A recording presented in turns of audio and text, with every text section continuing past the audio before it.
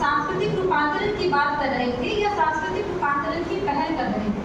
जब आप इस पुस्तक को पढ़ेंगे तो निश्चित तौर पर इन सभी सवालों के जवाब आपको इस पुस्तक में मिलेंगे। भक्ति के लोक नृत्य में रविदास के महत्व को समझने के लिए इस पुस्तक में उनकी रचनाओं से गुजरते हुए उनके आधुनिक संदर्भों को भी रेखांकित किया गया है।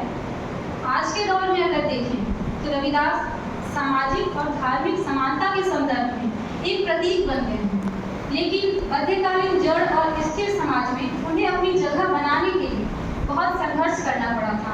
इस पुस्तक में उन्हीं संघर्ष के पीछे जो सामाजिक असमानता थी उस पर गहन चिंतन किया गया है और साथ ही साथ रविदास को आगे के नहीं आज के कवि के रूप में देखा गया है। यहाँ कबीर और रविदास के बीच तुलना की गई है। कबीर भी समाज में असमानताएं थी उसका विरोध करते हैं, लेकिन उनके प्रतिरोध का स्वर काफी तीखा है, प्रबल है।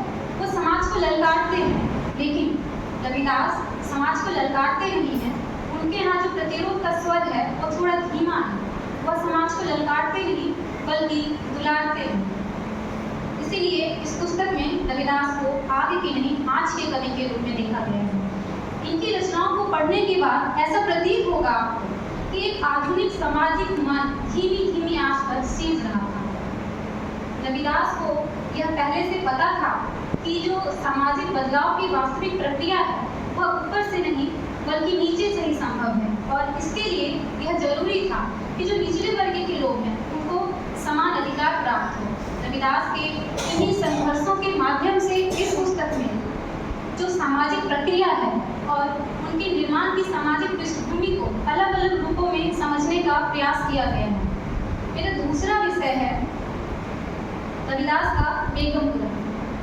तो बेगमपुरा जैसा कि नाम से ही प्रतीत हो रहा है, बेगम अर्थात जहाँ कोई गम ना हो, सभी सुख से रहें, समाज में समानता की भावना हो। लेकिन यह बेगमपुरा कोई वास्तविक दुनिया नहीं है, यह एक काल्पनिक जगत है। कह सकते हैं कि यह एक यूटोपिया है। जिस प्रकार से हम तुलसीदास के यहाँ राम राज्य को देखते हैं, तुलसी अपने समाज में जिन चीज़ों को देखना चाहते थे या जिन चीज़ों की स्थापना करना चाहते थे वो उसकी कल्पना अपने राम राज्य में करते हैं। ठीक उसी प्रकार रविदास समाज को जिस रूप में देखना चाहते थे वो उसकी कल्पना अपने बेगमपुरा में करते हैं।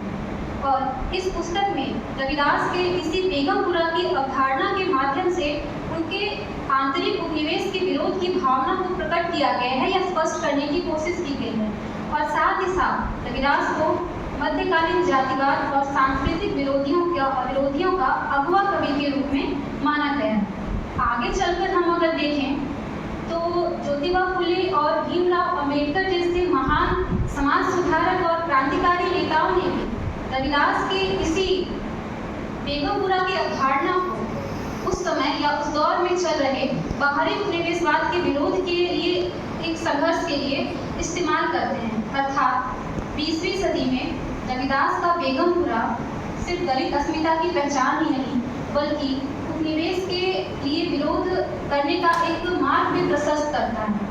अंततः हम मूल रूप से कह सकते हैं कि इस पुस्तक में रविदास को स्वभाव से संत लेकिन संस्कार से कवि के रूप में स्थापित किया गया है। इसमें रविदास के कवि पक्ष को पहचानने की कोशिश की गई है जो उनकी बौद्धिकता का मूल आधार है। आप सभी ने मुझे सुना, इसके लिए धन्यवाद।